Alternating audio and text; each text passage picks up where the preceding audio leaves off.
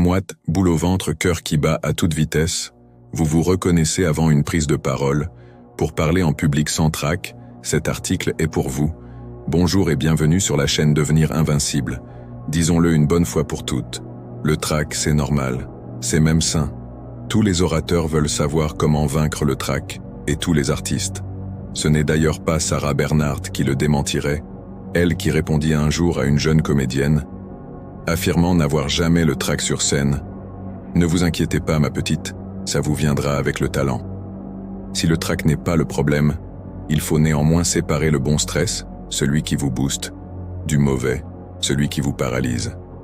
Et pour cela, il vous faudra travailler sur 2 dimensions, le mental et le physique.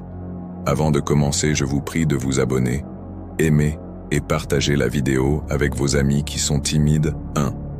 Verbalisez ce qui vous fait peur. Que craignez-vous en prenant la parole?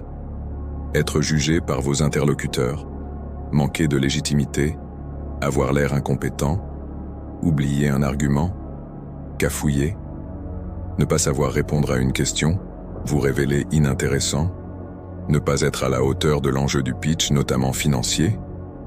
Chaque orateur a ses points faibles, assumez les vôtres. Mettre le doigt sur le problème, c'est le premier pas pour le régler. Retrouvez le plaisir de prendre la parole en public avec aisance, confiance et efficacité. Découvrez notre programme, vaincre sa peur de parler en public. 2. Relativisez l'enjeu. Une fois que vous avez verbalisé, relativisez. Ne pas réaliser un discours parfait ne vous empêchera pas de convaincre un client, et ne pas parvenir à convaincre un investisseur ne vous privera pas du soutien de bien d'autres. En termes de catastrophe, un pitch moyen, ou même raté, n'atteint pas des envergures mondiales. 3. Faites un switch mental. Passez d'une émotion négative qui handicape votre action à une émotion positive qui lui sert de carburant.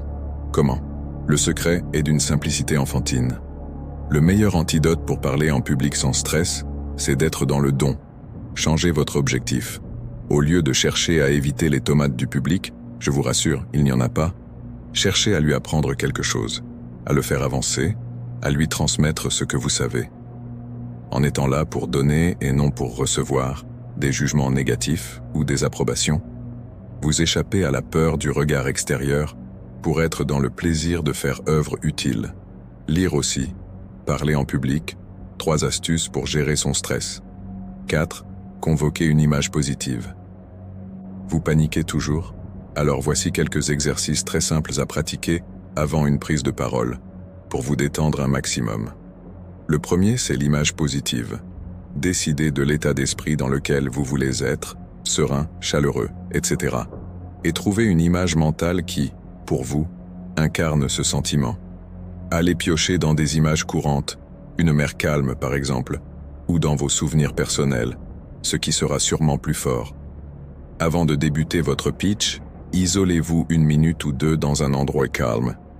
Fermez les yeux pour éviter les distractions et concentrez-vous sur cette image pendant 10 secondes. 5. Essayez-les. Power posing. Amy Cuddy, psychologue sociale américaine, a prouvé que si le cerveau agit sur le corps peut lui aussi agir sur le cerveau. Comme le chat qui fait le gros dos, avant de se battre, prendre une position physique de pouvoir, par exemple bomber le torse ou mettre les poings sur les hanches, permet de se sentir plus dominant et plus fort psychologiquement, par rapport à quelqu'un qui se recroqueville dans une attitude fermée ou craintive. L'explication scientifique? Les power posing provoquent la sécrétion de testostérone, associée au comportement de dominance, alors que les positions craintives font augmenter le taux de cortisol, l'hormone du stress. Bref, levez le poing en signe de victoire avant de prendre la parole et vous aurez de plus grandes chances de réussir. 6. Souriez. J'en parle plus longuement dans cet autre article qui vous donne les astuces pour apprendre à sourire. Mais pour le résumer rapidement, le sourire fonctionne comme un médicament de l'humeur. Sourire en pensant à un souvenir heureux est une excellente manière de déstresser. Et comme les power posing, qui programment corporellement un sentiment de confiance, Le sourire est un programmateur de bonheur. Imposez-vous de sourire, et il ne vous faudra que quelques secondes pour vous sentir sincèrement content. 7. Décontractez votre corps. Pour cet exercice qui s'inspire du yoga, la méthode est simple. Isolez-vous, allongez-vous sur le sol et sentez chacun de vos membres des pieds à la tête. Prenez bien votre temps. Vous devez sentir vos mollets adhérer au sol, puis vos cuisses, vos fesses, votre dos, vos bras et enfin votre tête. Cette concentration sur le moment présent et sur votre corps vous permettra de chasser les pensées négatives. Profitez-en pour écouter votre respiration. L'origine de la peur de parler en public a 235 000 ans. 8. Respirez. Respirer, justement, c'est la clé. La clé pour retrouver votre calme, pour arriver à une sensation d'équilibre, pour dominer votre anxiété. L'angoisse fait s'emballer la respiration, à vous de la ralentir. Attention, il s'agit ici de respiration ventrale. Inspirez par le nez, jusqu'à ce que votre ventre gonfle comme celui d'une femme enceinte. Bloquez cet air pendant 2 secondes, puis expirez par la bouche tout doucement, en laissant votre ventre se creuser.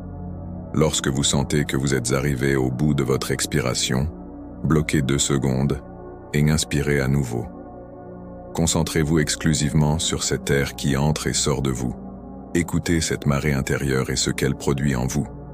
Au fur et à mesure, votre respiration va se faire plus lente et régulière. Et là, c'est gagné. 9. Écoutez de la musique. On voit souvent les sportifs avec un casque sur la tête juste avant une compétition importante. Technique pour s'isoler et ainsi se concentrer. Avant le grand saut, la musique est aussi un booster émotionnel qui permet, à l'instar de l'image mentale, de se mettre volontairement dans un état d'esprit défini.